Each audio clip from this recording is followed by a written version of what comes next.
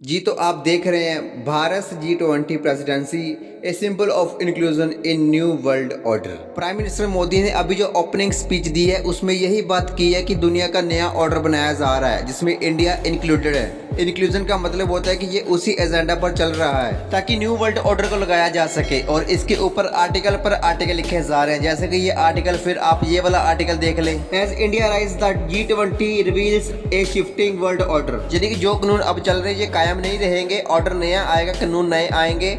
जैसे जिंदगी अभी चल रही है फ्यूचर में ऐसी जिंदगी नहीं चलने वाली। इन्होंने न्यू वर्ल्ड ऑर्डर के अंदर आपकी जिंदगी के हर एक पहलू के ऊपर कंट्रोल हासिल करना है, यानी कि आपने कितना खाया, कितना पिया, किससे मिलना है, कितना सोना है, कितना जागना है, ये सारी चीजें गवर्नमेंट डिसाइड करेगी। फिर आपकी मर्जी नहीं चलेगी, हर चीज में ये अपनी मर्जी चलाएंगे और कानूनी तौर पर हर चीज आप पर थोपी जाएगी इन वर्ल्ड लीडर्स के द्वारा। फिर आप ये देखें मोदी से न्यू वर्ल्ड ऑर्डर, कितनी बकवास बात है। क्या ये मोदी का है? क्या ये मोदी ने अपने घर से निकाला है ऑर्डर? इसे खुद लीड किया जा रहा है सुपर पावर बनने का, गॉड बनने का लॉलीपॉप देकर। अभी मैं आपको इसकी स्पीच सुनाता हूँ जिसके अंदर मोदी ने अपनी जुबान से कहा कि G20 की प्रेसिडेंटी इंडिया को मिली है, इंडिया न्यू वर्ल्ड ऑर्डर लगाने में बड़ा रोल अदा करेगी। न्यू वर्ल्ड ऑर्डर कहीं से भी इंडिया का एजेंडा नहीं है, ये अमेरिका को बनाने वाले वही 13 ब्रिटिश कॉलोनी का एजेंडा है जो कि एल्यूमिनेटी के 13 ब्लड लाइन्स हैं। न्यू वर्ल्ड ऑर्डर में मोदी बस एक एजेंडा कंट्रीब्यूटर है, एक अच्छा गुलाम है जो कि उनके एजेंडा को लागू करने के लिए काम कर रहा है। ये $1 की बैक साइड आप देख सकते हैं, उसके ऊपर 1935 से पिरामिड विद 1 आइज बना हुआ है और अगर आप इसको पढ़ोगे तो लतीनी भाषा में लिखा हुआ है in the age of new order. और ये जो न्यू वर्ल्ड ऑर्डर है इसमें इनका कहना है कि हमारे खुद की ओर से हमें इजाजत मिल गई है कि आप नया ऑर्डर बनाएं। अब ये न्यू वर्ल्ड ऑर्डर है क्या? न्यू वर्ल्ड ऑर्डर एंटीक्राइस्ट की बादशाह था जिसमें एक ही जुबान होगी,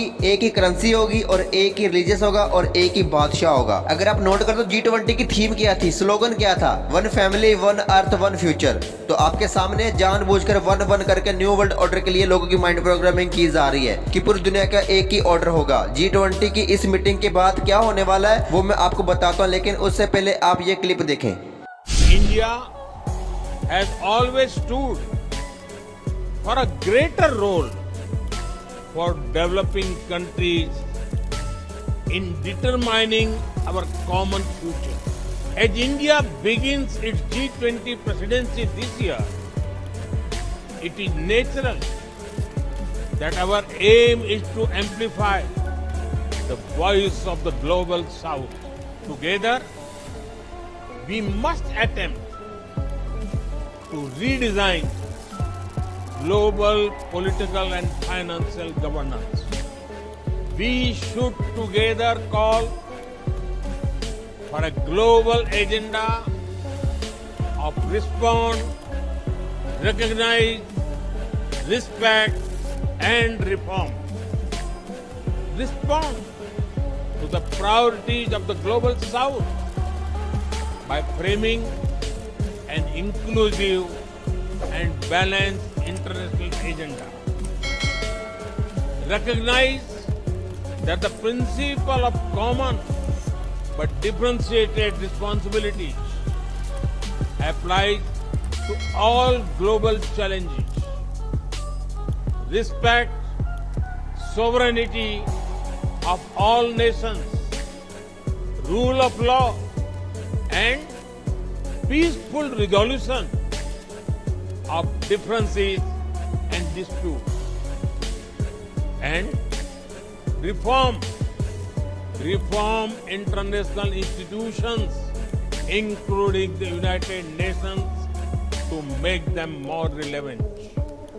In the last century, we supported each other in our fight against foreign rule. We can do it again in this century to create a new world order that will ensure the welfare of our cities. अब ये G20 की meeting कहीं से भी दुनिया को political system, financial system, food crisis या food system को रीशेप करने के लिए नहीं रखी गई थी। ये मीटिंग कहीं से भी दुनियावी मीटिंग नहीं थी, ये पूरी स्पिरिचुअल मीटिंग थी। जी हाँ, ये पूरी स्पिरिचुअल मीटिंग क्यों है उसकी रीजन ये है कि इन्होंने इतना बड़ा 28 फुट का जो मेन हिंदू गॉड है उसका जो अवतार नटराजन, उसका स्टैचू लगा रखा था जो कि बिल्कुल मिडिल में लगाया गया था ताकि जो कोई भी यहाँ से गुजरे वो इसे देखे और इसको सजदा करे, इसके सामने झुके। इसके पीछे आइडियोलॉजी किसकी है? डेविल की। बाकी आप समझ जाना, मैं आपको पहले बता चुका हूँ डेविल कौन है, आपको पता है। अब अगर मैं बोलूंगा तो फिर से थ्रेट्स आएंगी, बोला जाएगा वीडियो डिलीट करो ये वो, तो आप खुद ही समझ जाओगे डेविल कौन है। खुदा के कलाम में लिखा है, तुम उनको उनके फलों से पहचान जाओगे कि वो क्या कहते हैं, वो क्या करते हैं। उससे आपको पता चलेगा कि ये अच्छे लोग हैं कि बुरे लोग हैं। आप इनके बारे में खुद गूगल करें, इसकी विकिपीडिया चेक करना। आपने इनकी यूरिन थेरेपी तो सुनी होगी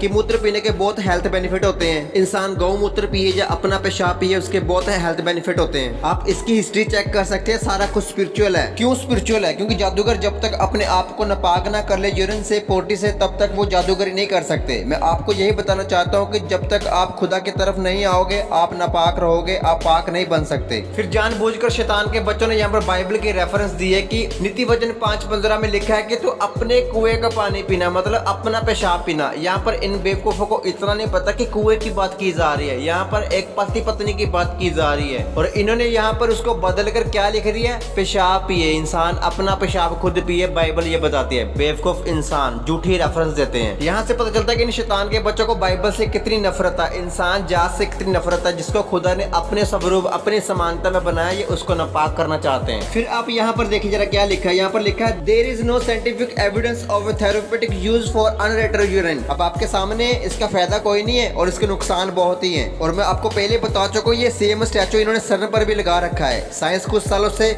बहुत ज्यादा स्पिरिचुअल होती जा रही है। पहले तो ये खुदा पर यकीन नहीं करती थी, फिर एकदम से पूरी स्पिरिचुअल हो जाती है। आपको ये बात याद रखनी है कि फ्यूचर की जो मेडिकल साइंस है वो चेंज होने वाली है। फ्यूचर में लोगों का इलाज मेडिसिन नहीं बल्कि स्पेल्स के साथ किया जाएगा।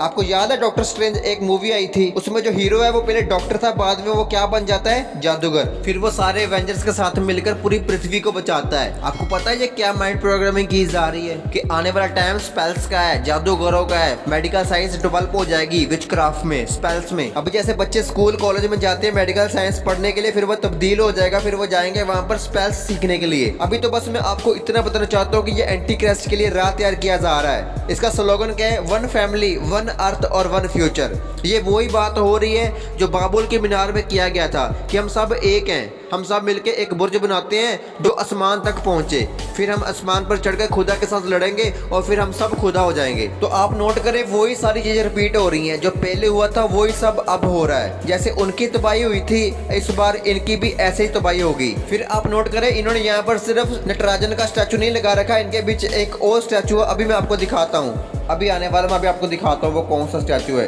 देखना, इनके बीच अभी आएगा, आपके सामने आएगा। और आप ये वाला देखिए, ये वाला वो स्टैचू है, बाल का स्टैचू। ये बाल का स्टैचू यहाँ पर क्या कर रहा है? ये सिंबॉलिकली बता रहे हैं कि हम बाल देवता जो है उसको मानने वाले लोग हैं। ये सारे शैतान के बच्चे इकट्ठे हुए हैं एक जगह पर। तो अब बाल कौन है? तो बाल लूसीफर की रिप्रेजेंटेशन है। अगर आप बाल के बारे में और जानना चाहते हैं तो इस वीडियो को देखिए। और हाँ, वीडियो को लाइक शेयर कमेंट करना ना भूलें और चैनल को सब्सक्राइब जरूर करें। ये हमारा नया चैनल है और इस चैनल को जरूर सपोर्ट करें। मिलते हैं अगली वीडियो में। God bless you.